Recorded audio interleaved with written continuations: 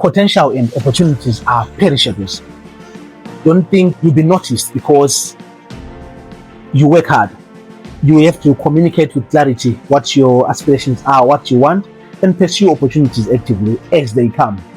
Those two statements, they've stayed with me. They were not just advice, they were a diagnosis. See, I'm generally chilled. I think a lot, I observe before I act. But when I understand something, when I really grasp it, my brain goes on overdrive and I see patterns, contradictions, possible solutions. I have an opinion about almost everything. You make of that what you will. But here's the twist. I often don't say it. I hold back, I wait, I tell myself maybe it's not the right time or the right audience. Maybe the idea is not perfect yet. And that habit, which I once confused for humility or professionalism, is quietly cost me opportunities to show value. Yeah? It's like having a voice that never makes it to the megaphone. That's when it hit me, really. Potential doesn't die because we lack ability. It dies because we underexpress it. We talk about potential as if it's permanent, like something that we can tap into whenever life finally slows down. But potential, like milk in the fridge, it has an expiry date. It eventually goes bad. If it's not activated, it spoils. If it's not stretched, I suppose it stiffens, and if it's not expressed, it evaporates. Research from Global Talent Studies shows that most technical skills lose relevance within 3 years if not renewed. Even behavioral skills like communication, leadership, empathy, they decline when we stop practicing them in new uncomfortable situations. In other words, professional stagnation isn't about laziness, it's about staying the same while the world keeps moving, while the world keeps plodding on. There's a stage in most careers that I call professional teenagehood. It's that period when you have outgrown entry-level uncertainty, but haven't yet stepped fully into your professional authority. You are competent, you are full of energy, zest, and your ideas are sharp. But without whether you are senior enough to speak up, you edit yourself in meetings, you overthink your emails, you hold back insights because you are scared of sounding naive, of sounding too academic. That's what professional teenagehood feels like. You are going fast, but second guessing everything. You have power in your voice, but you whisper it. You are strong enough to make impact, but you are waiting for permission. Many trained people get stuck in this stage for years. They become perpetual teenagers in the workplace, emotionally mature, but professionally underexpressed. And here's the tragedy. Teenagehood is supposed to be a phase, not a permanent state. If you don't outgrow it, you start aging without evolving. Opportunities are really perishable. They don't always vanish. They simply move beyond your readiness. A leadership role opens up, but you tell yourself, next time I'll be more confident. Next time never looks the same. The structure changes, the focus shifts, the opportunity mutates, it transforms, it changes. A cross-functional project starts, let's say. You think, I'll join later when I've freed up capacity.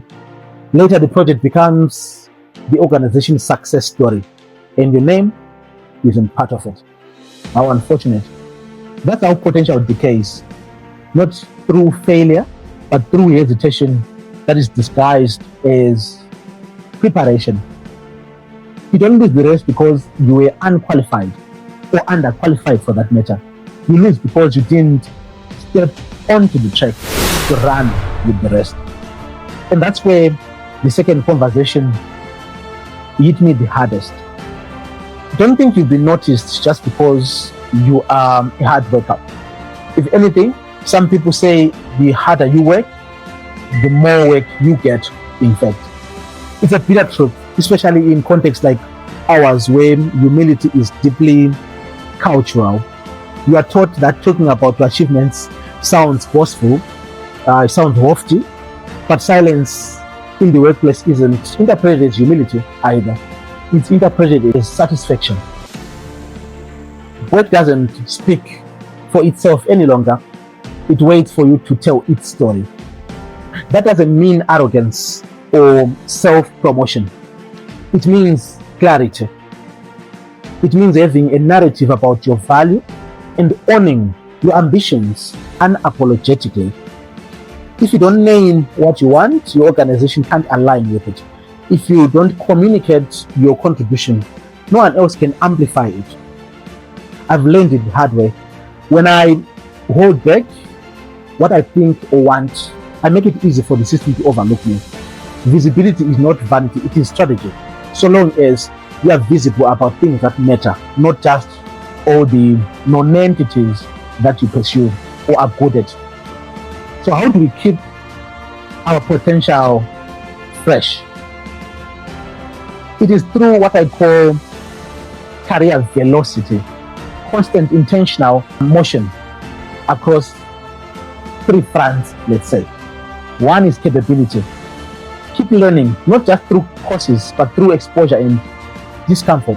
Every 6 months, ask, what's one skill that I've stretched recently? If you can't name one, you're just costing. The second is visibility. Be seen for what you deliver. Share your work, your lessons, your wins. Not loudly, but clearly. Yeah? Because performance without visibility is like a billboard facing the wrong direction. Whose attention do you draw? Clarity. Know what you want next. Not vague hopes, but concrete direction. Tell your leader where you see yourself adding value. Tell mentors what you are chasing.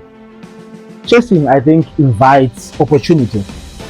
When these three, capability, clarity, and visibility, move together, we create momentum, and momentum is what keeps potential from expiring. Anyway, when I look back, I realize I've had moments where I was at my professional prime, my peak, the apex of my professional journey, my own version of teenagehood, curious, fast, hungry. But I muted myself, trying to be polite. I dimmed my light, thinking it was professionalism. The truth, I was afraid of my own visibility, and that fear almost turned my potential into wasted inventory. Many of you might be in that same season now. Perhaps you're capable, ready, and restrained. Let me say this, you don't owe the world silence, you owe it expression. The world will be grateful. Potential and opportunities perishable, and clarity is the preservative.